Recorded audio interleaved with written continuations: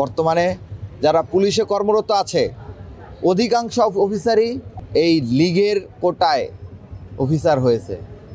তাদের গায়ে যদি আপনারা নীল কালারের পুলিশের পোশাক দেখতে পেলেও তার ভিতরে মূলত মুজিব কোডই পরিহিত থাকেন তারা, এবং তাদের হৃদয়ে তারা আদতে সাইন করে বাংলাদেশ গভর্নমেন্টের কাছ থেকে বেতন নিলেও তারা মূলত দিল্লি ক্যান্টনমেন্টের এজেন্ডাই বাস্তবায়ন করেন।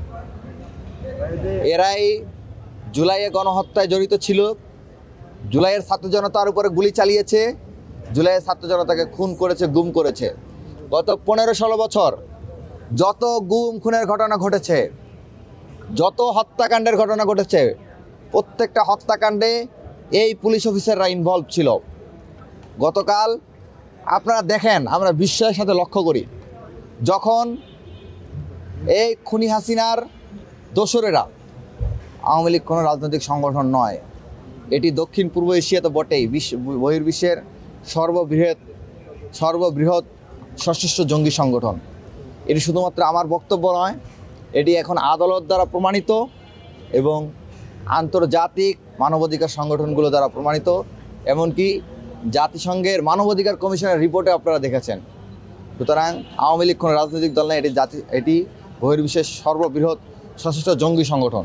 ফজলুর রহমান আওয়ামী লীগের বিএনপি শাখার নেতা কিনা সেটা আমরা জানি না, বা ফজলুর রহমান ভারতের ইশারায় বিএনপি ফজলুর রহমানকে মনোনয়ন দিয়েছে কিনা সেটা আমরা জানি না। সাংবাদিক বন্ধুদেরকে অনুরোধ করছি যে কার ইশারায় ফজলুর রহমানকে বিএনপি শেল্টার দিয়ে যাচ্ছে, এবং এই যে রাষ্ট্রদ্রোহীমূলক, আদালত অবমাননামূলক একের পর এক যে বক্তব্য দিচ্ছে, তারপরে বিএনপি কেন তাদেরকে শেল্টার দিচ্ছে?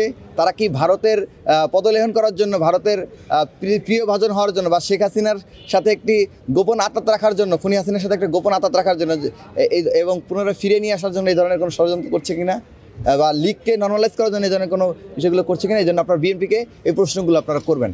কেন তারা ফজলুর রহমানের মতো একজন জঙ্গিবাদীদের সমর্থককে এবং আদালত অবমাননাকারীদেরকে, একজন নারী নিপীড়ককে, যিনি আপনি দেখেছেন একটা নারীর উপরে, নারীকে নিয়েও খুব কটূক্তিমূলক মন্তব্য করেছিলেন, এই ধরনের যারা, এবং জুলাই জনতাকে যারা ঢালাওভাবে রাজাকার জঙ্গি ট্যাগিং করেন, এইরকম একজন ব্যক্তিকে বিএনপি কারণ মনোনয়ন করেছে, আপনারা তাদেরকে এই প্রশ্নটা রাখবেন। ধন্যবাদ।